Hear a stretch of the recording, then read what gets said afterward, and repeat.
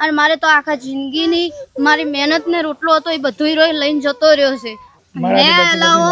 અને મારી સાથે આ ઘટના વીતી એ બીજાની સાથે ના જ આવી જોઈએ। અમે બપોરના બેઠા હતા અને પપ્પા નાવતા હતા અને હું રસોઈ બનાવતી હતી ત્યારે એ બાપજી આવી અને બેહીને એમ કીધું કે મને દાણા આપો થોડા, એટલે આન પપ્પા કે હું નાઈ અને તમને આપું છું અને એટલે હું રસોઈ બનાવતી ત્યાં સુધી મને કાંઈ ખબર રહી નથી કે આ બાપજી આવ્યો છે। એમ ખાલી આવતો જોયો તો પણ એ શું કહેતો હતો ને કોઈ ખબર પડતી નથી અને કહેવાનો મતલબ કે એ લોકોએ મને આ નંગ આપ્યો, નંગ આપીને આન પપ્પાને શું કર્યું કોઈ ખબર નથી અને મને એક પેટી આપી હતી જેનાથી અમે ને છોકરા એ પેટીમાં જોવા પડ્યા અને એ બાપજીએ શું કર્યું શું નથી કર્યું એ અમને કંઈ જ ખબર નથી ને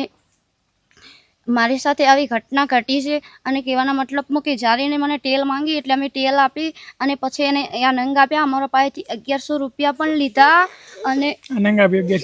આરોય નંગ આપ્યો અને પછી આના પપ્પાને શું કર્યું ને કંઈ ખબર પડી નથી। જેમ એ નચાડે ને એવી રીતના નાચતા હતા અને રાતે પહેલાં 6 વાગે ફોન આવ્યો, પછી રાત્રે 10:30 વાગે આવ્યો, એક રાત્રે 11:30 આવ્યો, એક રાત્રે 12:30 વાગે ફોન આવ્યો હતો અને આવી રીતના કરીને મારે 1 તોલો સોનું અને 500 ચાંદી, 40,000 રૂપિયા રોકડા, 9,640 રૂપિયા ફોન પે કર્યા હતા। મારી તમને બધાને ખાસ આટલી વિનંતી છે કે જે ઘટના મારી સાથે વીતી એ બીજાની સાથે ના થવી પડે અને મારી આટલી નમ્ર વિનંતી છે કે તમે લોકો જલ્દી ને જલ્દી પોલીસ મારી આટલી ટ્રીટમેન્ટ લઈ અને મને જલ્દી આ વસ્તુ મારા સુધી પહોંચતી કરાવો અને મારી સાથે આ ઘટના વીતી એ બીજાની સાથે ના જ આવી જોઈએ અને મારે તો આખા જિંદગીની મારી મહેનત ને રોટલો હતો એ બધું રોઈ લઈને જતો રહ્યો છે અને એની કોઈ ખબર નહીં હવે હાલમાં